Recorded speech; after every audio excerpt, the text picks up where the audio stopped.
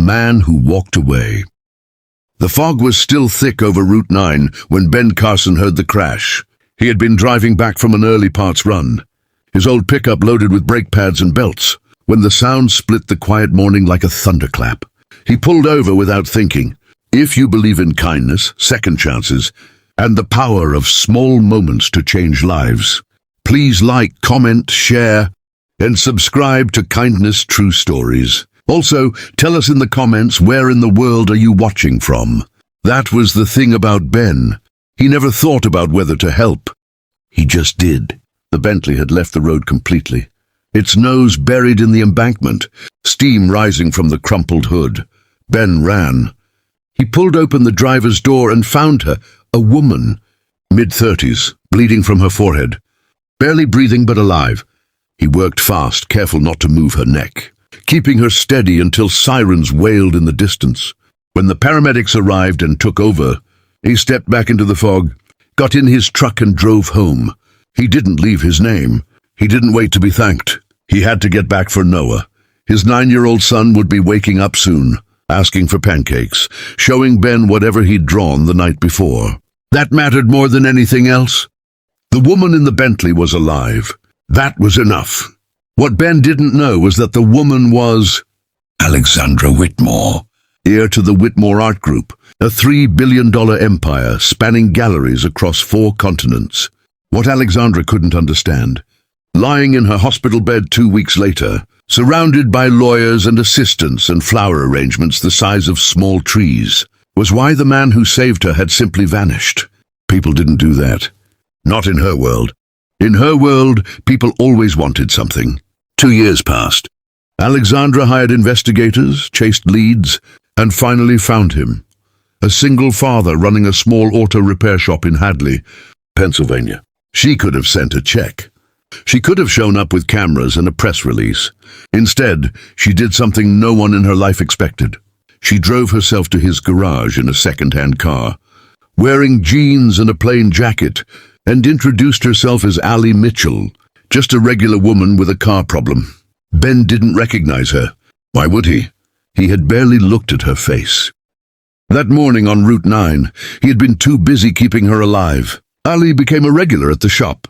She brought coffee. She laughed at Noah's jokes. She noticed almost immediately that the boy was extraordinary.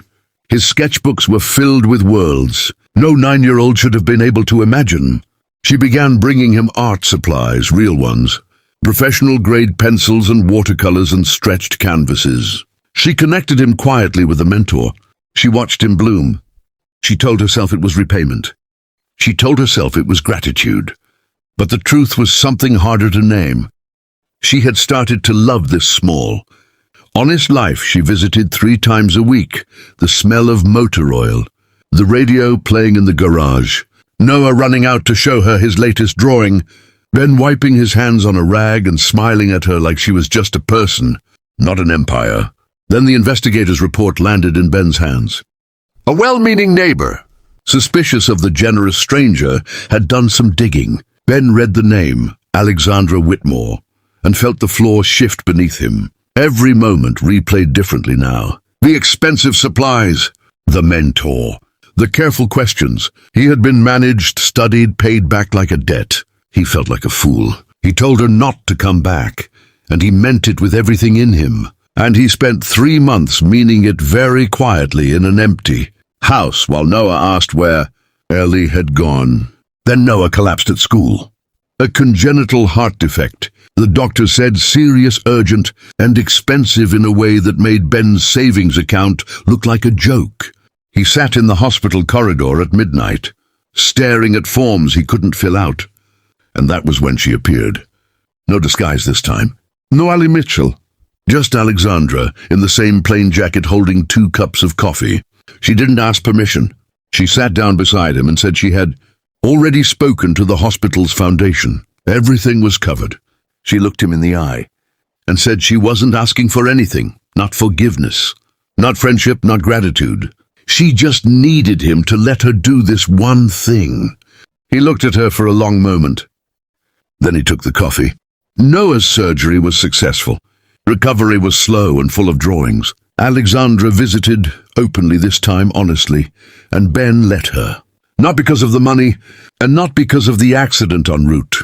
9, because she had come back without armor, and in his experience that took more courage than anything. Their story didn't end like a fairy tale. It didn't need to. It ended like something better, like a choice, made again and again, every ordinary day. If someone saved your life once and came back to save it, again in a completely different way, wouldn't that be worth everything?